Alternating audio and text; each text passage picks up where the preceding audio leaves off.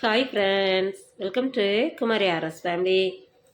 இன்றைக்கி காலையிலே எந்திரிச்சு சமையல் வேலை வந்து நடந்துகிட்ருக்கு. அடுப்பில் வந்து சாதத்துக்கு வச்சுருக்கேன். தண்ணி ஊற்றி அரிசியும் போட்டாச்சு. தண்ணி வந்து காஞ்சிட்ருக்கு. அடுப்பில் வச்சுருக்கேன். அந்த பக்கம் வந்து கொஞ்சம் உளுந்து வந்து வேக வச்சிட்ருக்கேன். சரி, அதான் கொஞ்சம் வேகட்டும் அப்படின்ட்டு அதையும் வச்சுருக்கு. அதுக்கு பிறகு நம்ம வந்து குழம்பு வைக்கணும். சாம்பார் வச்சிடலாம் அப்படின்ட்டு இந்த பக்கம் வந்து கொஞ்சம் பருப்பு வந்து நனைய வச்சுருக்கேன். என்னை வந்து காய்கறிலாம் வெட்டி போட்டு வெங்காயம்லாம் போட்டு சாம்பாரையும் குக்கரில் வச்சிடலாம். அப்புறம் கூட்டு வந்து என்னது வைக்கலாம் அப்படின்ட்டு இருக்கேன்னா பீன்ஸ் வந்து இருக்குது. அப்போ பீன்ஸ் பொரியல் வச்சிடலாம் அப்படின்ட்டு அதை எடுத்து வச்சுருக்கேன். சாம்பார் வந்து இன்றைக்கி பூசணிக்காய் முருங்கைக்காய் போட்டு சாம்பார் வைக்க பார்ப்பேன். வெள்ளரிக்காய் கேரட் இதெல்லாம் கிடக்கு, அதனால் பூசணிக்காய் முருங்கைக்காய் போட்டு இதெல்லாம் சாம்பார் வச்சிடலாம். தக்காளி எடுத்து வச்சுருக்கேன். தேங்காய் வந்து எடுத்து வச்சுருக்கேன். தேங்காய் வந்து இது ஃப்ரிட்ஜில் இருந்துச்சு, அதனால் எடுத்து வச்சுருக்கேன். என்ன துவரத்துக்கெலாம் வேணும்ல, அதாவது பீன்ஸ் பொரியலுக்கலாம், அதுக்காக எடுத்து வச்சுருக்கேன். எங்கள் வீட்டில் இதாக இருக்குது பாருங்கள், கரும்பு, பொங்கலுக்குள்ள கரும்பு அப்படியே இருக்குது. எல்லோரும் அவங்க சாப்பிட்டுக்கிட்டு அதனால் இது நீல கரும்பு இதாக இருக்குது பார்த்தீங்களா, 5-6 துண்டு இருக்குது. அப்பப்போ ஒன்று ஒன்று வந்து சாப்பிட்டுட்டு இந்த அடகு பற்றியெல்லாம் எப்படி போட்டுட்டு அந்தால போயிடுவாங்க.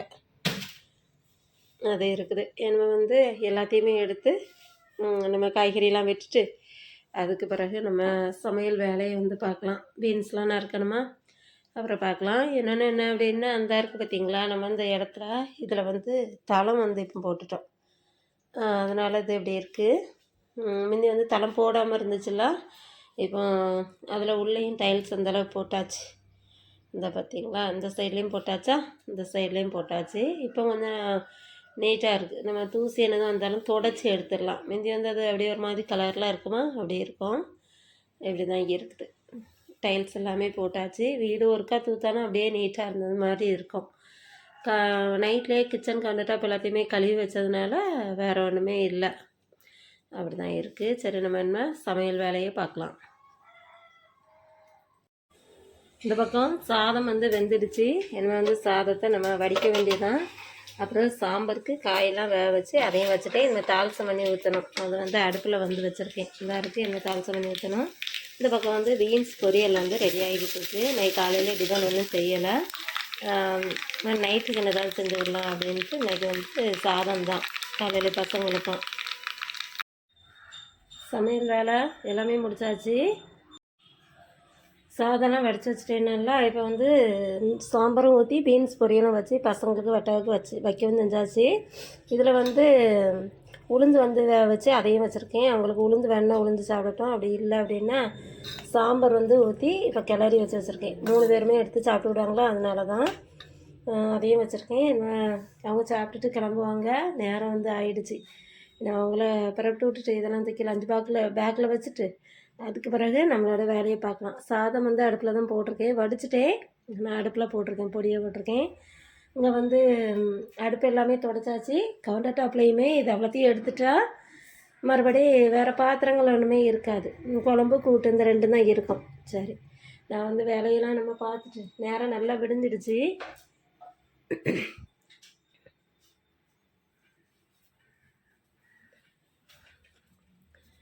பார்த்தீங்களா, நேரம் நல்லா விடிஞ்சிடுச்சு. என்ன வந்து நம்ம பசங்க வந்து என்ன கிளம்புவாங்க, அதுக்கு பிறகு நம்ம பார்க்கலாம்.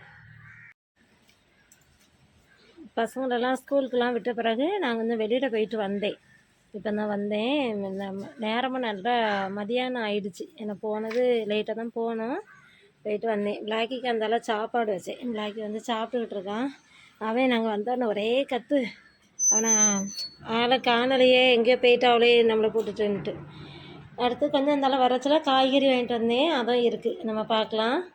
அடுத்து இதில் வந்து சக்கைப்பழம் இருக்குது. இது வந்து நம்ம வீட்டில் காய்ச்சது தான். பழம் எப்படி இருக்குன்னா, இதை பார்த்திங்களா, அழுவிட்டு இப்படி தான் எல்லாமே இருக்குது.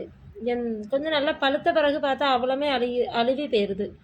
என்ன அதை நிறைய பாதி பழம்கிட்ட அழுகுன மாதிரி இருந்தது. அதில் கொஞ்சம் சொலை எடுத்து இந்த வச்சுருக்கேன் பாருங்கள். மாதிரி எல்லாமே வேஸ்ட்டு தான், ஆகாது. கோழிக்கு அந்தளவு போட்டுட்டேன். அப்புறம் அதில் கொஞ்சம் சக்கை கொட்டை வத்தையெல்லாம் கொஞ்சம் எடுத்து வச்சேன். இந்த இருக்குது பார்த்திங்களா, இவ்வளோ இருக்குது. இது நல்ல பழம் பார்த்து எடுத்து வச்சேன். அதே மாதிரி இதையும் என்னமே சாலம் வந்த பிறகு தான் வெட்டணும்.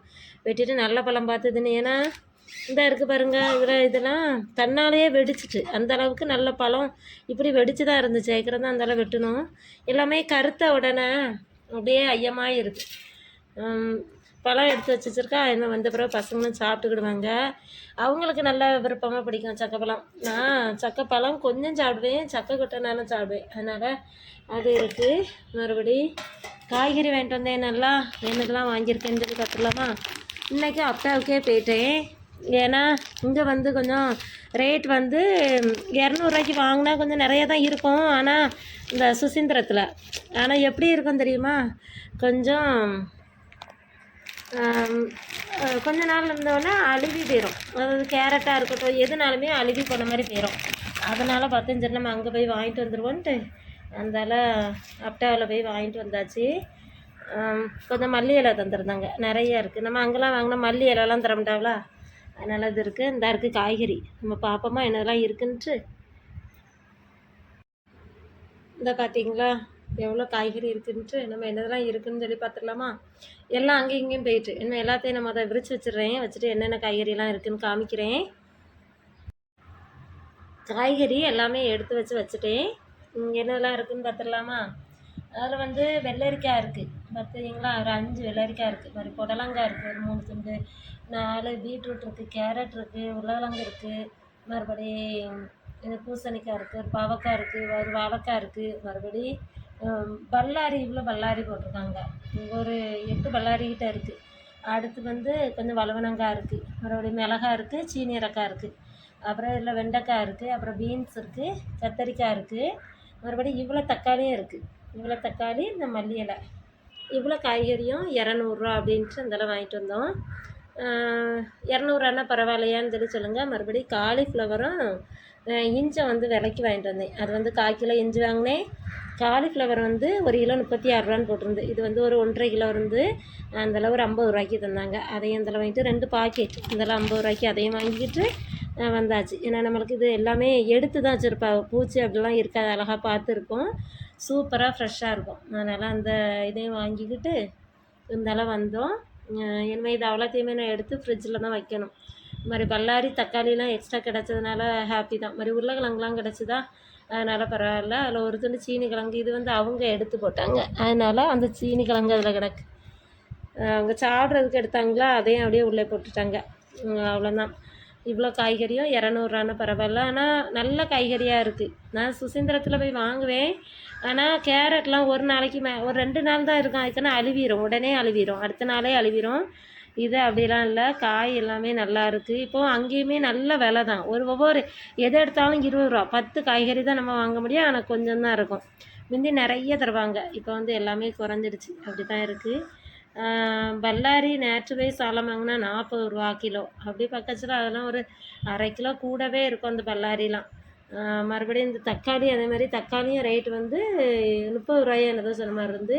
அப்படி பக்கத்துலேயும் இது தக்காளியும் ஒரு 3/4 கிலோ கிட்ட இருக்கும் தக்காளியும். அப்படிலாம் பக்கத்தில் காய்கறி இவ்வளோ காய்கறியும் விலை போட்டிருக்காங்க. அப்படின்னா உருளைக்கிழங்கு 40 ரூபா கிலோ. அந்த உருளைக்கிழங்கு 1 கிலோ உருளைக்கிழங்கு இருக்கும். அவ்வளோ உருளைக்கிழங்கு இருக்குது. ஒரு துண்டு பூசணிக்காய் இருக்குது. ஒரு துண்டுன்னா ஒரு சின்ன பூசணிக்காயில் பாதி அப்படியே 3/4 கிட்ட இருக்குது, வெட்டி வச்சுருக்காங்க. அப்படியே இருக்குது. மாதிரி ஒரு பாவக்காய் இருக்குது, அதே ஒரு 15 ரூபாய்க்கிட்ட இருக்கும். அப்படியே எல்லாமே வாங்கிட்டு வந்தாச்சு. நான் அவ்வளோத்தையும் எடுத்து வச்சு வைக்கணும், அதனால தான் கொஞ்சம் லேட் ஆகிடுச்சு. சரிலாம் வந்து மறுபடியும் வேலையை நம்ம பார்க்கும்போது என்னென்ன வேலை பார்க்குறேன்ட்டு பார்க்கலாம். இப்போது சாயங்காலம் ஆயிடுச்சு. பசங்களாம் வந்தாச்சு. ஷாலந்தா வந்து மிச்சர் சாப்பிட்டுக்கிட்டு இருக்கான். வந்தோடனே ஒருக்கா சோறு சாப்பிட்டுட்டாங்க. அதனால் சாதம் இல்லையா, அதனால் இப்போ மறுபடியும் கொஞ்சம் சாதம் வச்சுருக்கேன். பார்த்திங்களா, சாதம் குறைச்சி தான் இருக்குது, அதனால் சாதம் வச்சுருக்கேன். மறுபடியும் குழம்பு இருக்குது, சாம்பார். அப்புறம் இன்றைக்கி வந்து மாவு வந்து ஆட்டிட்டேன். மாவு வந்து ஆட்டி இந்த வச்சுருக்கேன். ஒரு வேளை நைட்டில் புளிக்கலைன்னா மறுபடியும் சோறு பொங்கணும்னா அதுக்காக தான் இப்போவே சாதத்துக்கு வச்சுருவோன்னு அடுப்பில் வச்சுருக்கேன். இதில் வந்து சக்கைக்கொட்டை அவ்வளோ எடுத்து வச்சுருக்கேன். என்ன அப்படின்னா, சக்கைப்பழம் அவ்வளோமே பழுத்து அழுகி போன மாதிரி அப்படியே ஆயிடுச்சு. நான் ஏற்கனவே சொல்லியிருந்தேன்ல, இன்னைக்கு சாயங்காலம் 2-3 சக்கை வெட்டணும். அவ்வளோமே மேலே உள்ள இந்த காம்பு பக்கம் அவ்வளோமே அழுவி இருந்துச்சு. அதனால் அதை அவ்வளோத்தையும் இந்த எடுத்து போட்டிருக்கேன். நான் உங்களுக்கு காமிக்கிறேன். வெளியில் போய் கோழிக்கு தான் அதை போட்டிருக்கேன். எதுக்காக அப்படி இருக்குதுன்னு சொல்லி தெரியலை. இதில் வந்து டீ போட்டு வச்சேன், நாங்கள்லாம் குடிச்சிட்டோம். அவங்க அப்பாவும் நானும் கொடுத்தோம். இன்னும் சாலம் இவங்கெல்லாம் சாப்பிட்டாங்கல்ல, அதனால் இதுங்களை சாதத்துக்கு வந்து அரிசி போட்டிருக்கேன். எனக்கு கொஞ்ச நேரத்தில் சாதம் வெந்துடும். அதனால் அது இருக்கட்டும், எனக்கு கொதிக்கலை. நம்ம அப்படியே வெளியில் போய் பார்க்கலாமா? நேரமும் நல்லா இருட்ட ஆரம்பிக்குது. பசங்க வந்திருக்காங்க, பேக்கெல்லாம் அதெல்லாம் இருக்குது. இதாக இருக்குது பார்த்தீங்களா? இது வந்து மேலேருந்து இதுங்கும்போது வெடிச்சிருச்சு, அதனால் இதை இதிலே வச்சுருக்கு. இந்த வெடிச்சிட்டு பார்த்தீங்களா? அதுக்கு பிறகு இது இந்த இருக்குது பாருங்கள். இதில் எப்படி மேலே அழுவிட்டு பார்த்தீங்களா? அழுவி அப்படியே அணில் என்னதோ சாப்பிட்டுட்டு போயிருக்கு. அதனால் அதையும் அந்தால பறிச்சிட்டோம். அப்புறம் இது ஏற்கனவே மதியானம் பறித்தது. இந்த அழுவி இருக்குது பார்த்தீங்களா? நான் கொஞ்சம் சொலை எடுத்து வச்சுருந்தேன், பசங்க சாப்பிட்டுட்டு அதை வச்சுருக்காங்க. நம்ம அப்படியே போவோம், இதில் போய் பார்க்கலாம். கோழி எல்லாம் நல்லா சாப்பிட்டுட்டு அவங்க இருக்காங்க.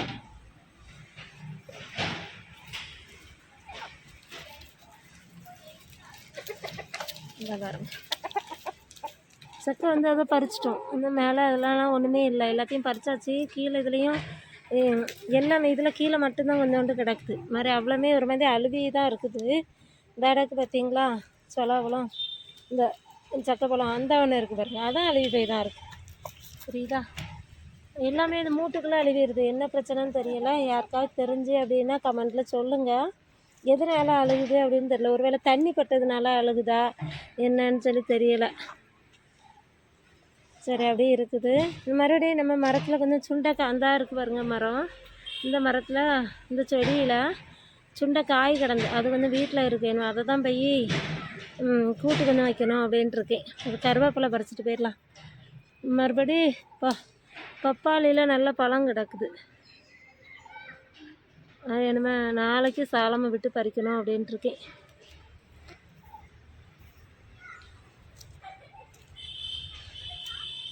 இந்த பக்கம் பாறை குண்டுல அந்த பாருங்க, தண்ணி நிறைய கிடக்கு.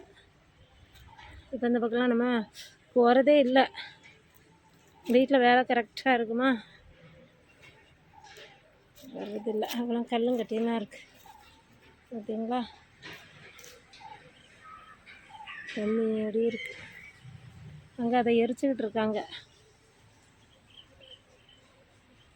சரி, நம்ம பெய்ய நான் கருவேப்பிலை பறிச்சிட்டு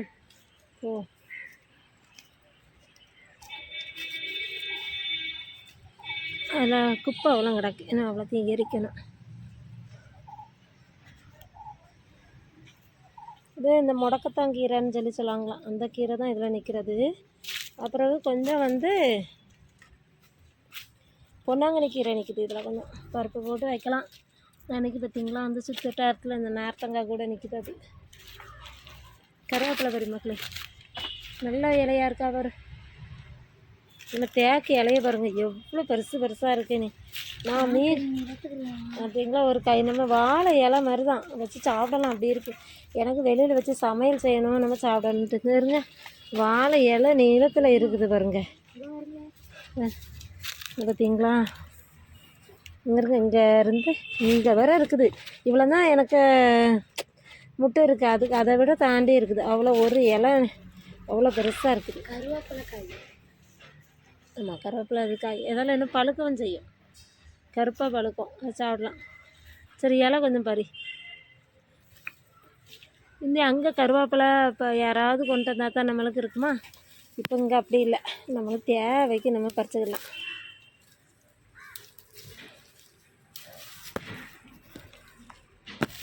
நல்லா இலை நல்ல மணமாக இருக்குது, பெரிய இலையாக இருக்குது.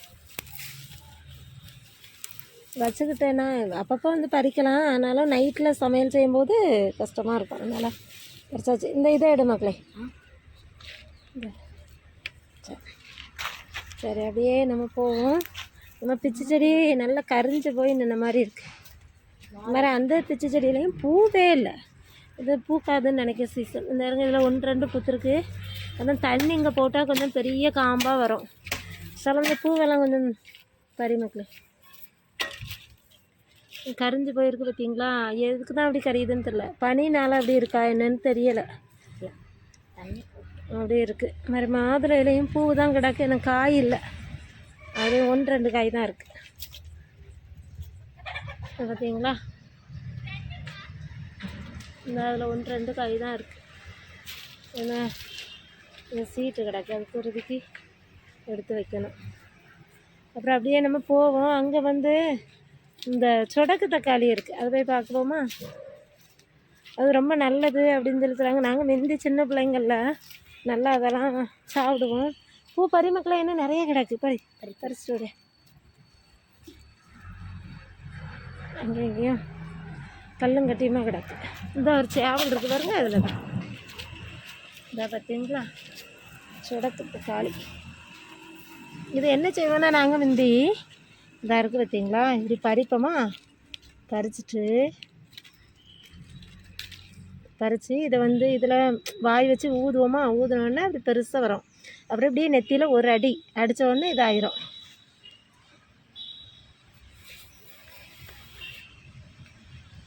அது இப்போ அது இதாகிடுச்சு, நல்லா ஐயமாகவே இருக்கா, அதனால் அப்படி இருக்குது. நல்லா அந்த பழம் பழுத்துச்சுன்னா அப்படி டேஸ்ட்டாக இருக்கும். ஆனால் இப்போ உள்ளது இருங்க காஞ்சி ஒரு மாதிரி இருக்குது, ஆனால் அந்தளவுக்கு இல்லை. லைட்டாக புளிக்கி நல்லாயிருக்கும். முந்தி காட்டு வெளில தான் கிடக்கும், வேலிக்காட்டில். இது என்னென்னையோ இதில் இந்த ஒரு இதுவும் ஆமாம் தக்காளி மாதிரியே இருக்குது. ஆமாம், அது நல்லா இதாக இருக்கும். அது என்னென்னையோ முளைச்சி வந்துருக்கு. சரி, நம்ம அப்படியே வீட்டுக்கு போகலாம். அங்கே ரோட்டில் வண்டி வேலை செஞ்சிட்ருக்கா, அதனால் அப்படி இருக்குது. சரி, நம்ம அப்படியே வீட்டுக்குள்ளே போகலாம், போய் வேலையும் பார்க்கலாம். சாதம் வந்து கொதிச்சுட்டு அது கொதிச்சுக்கிட்டு இருக்குது. மறுபடியும் இந்த பக்கம் வந்து சுண்டைக்காய் இருக்குது அப்படின்னு சொன்னால வீட்டில், அந்த சுண்டைக்காய் தான் பறிச்சுட்டேன். இன்னும் இதை தான் வைக்க போகிறேன். மறுபடியும் சாம்பார் இருக்குது, இதை கொஞ்சம் நல்லா தொக்கு கிணங்கு அப்படியே வச்சுட்டோன்னா பசங்க வச்சு சாப்பிட்டுக்கிடுவாங்க. அதுக்காக தான் மறுபடியும் உப்பு ஜாடியில் கொஞ்சம் உப்புலாம் ஃபில் பண்ணி வைக்கணும். உப்புலாம் தீந்துடுச்சு, நான் அதெல்லாம் ஃபில் பண்ணி எடுத்து வச்சு வைக்கணும். சாம்பார் வந்து இதாக இருக்குது, கொஞ்சம் தான் இருக்குது. என்னை இதையும் வச்சு இன்னைக்கு சாப்பிட்டுக்கிடுவாங்க. அதுக்கு பிறகு நாளைக்கு பார்க்கலாம். காய்கறிலாம் வாங்கிட்டு வந்திருந்தோம்ல, அதெல்லாம் இருக்கா, நல்லா நாளைக்கு ஏதாவது ஒன்று வைக்கலாம். எல்லாத்தையும் இதுங்கணும். மறுபடியும் விரவு எடுத்து போடணும். நம்ம எரிக்கிறதுக்கு 2 விரவுக்கிட்டையும் எடுத்து போட்டுட்டேன். அப்படின்னா காலையில் நல்ல பனி, அதனால் வெளியிலே போக முடியாது. கருவேப்பிலாம் தான் இருக்குது. டைனிங் டேபிள் ஃபுல்லுமே இப்படி தான் இருக்குது. நான் அதை அவ்வளோத்தையும் க்ளீன் பண்ணணும். தேங்காய் ஒன்று உரித்து வச்சுருக்கேன், அதனால் என்ன நம்ம தேங்காய் வரைச்சி வச்சிடலாம். சாதம் அவ்வளோ கீழே அவ்வளோ வடிஞ்சிருக்கு பார்த்தீங்களா, அவ்வளோ பொங்கி சிந்திச்சு குறைச்சி வச்சாச்சு. எனக்கு கொஞ்சம் நேரத்தில் வந்துடும்.